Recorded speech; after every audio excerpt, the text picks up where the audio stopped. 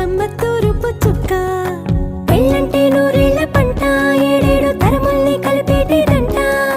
అనుకుంటే అయిపోనేదంట, ఈ తంతు స్వర్గాలు జరిపేటేదంట. ఎన్నెన్ని మనులున్నా ఎంతెంత కనులైనా ఈ పెళ్లి పనులంటే నడుమే కట్టాలంట. వినవమ్మ తూరుపు చుక్క.